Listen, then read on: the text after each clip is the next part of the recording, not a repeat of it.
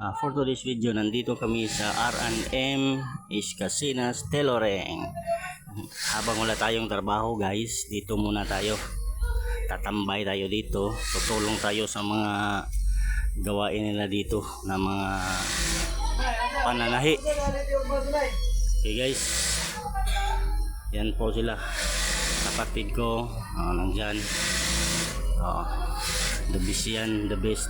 Pag manahi, napaka galing, super faster. Kita nyo na. Ganun lang guys ang mga gawain natin pag wala tayong trabaho. Huwag tayo tatamad-tamad. Okay guys, tingnan nyo. Cutting yung ate ko, tapos nagtahi siya.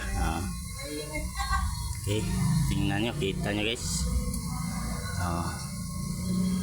Okay guys, yan busy ang lahat. Ako naman busy sa pag-video. Kita nyo. Sobrang kalat guys, marami yung mga tinatahi nila. Yan kita nyo. Punta naman tayo sa loob. Ang daming damit, maraming damit talaga. Yan yung brother ko. Okay, tapos guys, yan, kita nyo na ako dyan.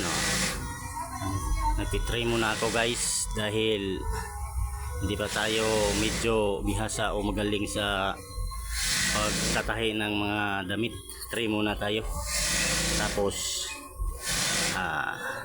ilang araw baka matuto na rin tayo sa pag kukumpuni ng mga gamit. Yung lugar pala nila guys sa Lapu-Lapu to guys, sa Soong Center, sa malapit sa jail. Nandyan po ang the best na mananahi na si Ramil Iskasinas. Okay, kita nyo guys sa gilid ko, yan, magaling sa pagtatahi yan. Pagkukumpuni ng mga damit. Nandyan siya, kita mo. May tatlo pala silang dito guys, makina na ginagamit nila sa pang-araw-araw. Kaya kayo, PM kayo sa akin pag gusto nyo mag-order ng mga damit, kasi magaling sila sa lahat ng mga paraan sa pagkukumpuni. Pag kahit gusto nyo, sila na lang ang gumawa ng paraan. Kita nyo guys, super busy yun guys. Sunday kasi ngayon guys, wala tayong magawa, kaya ganito yung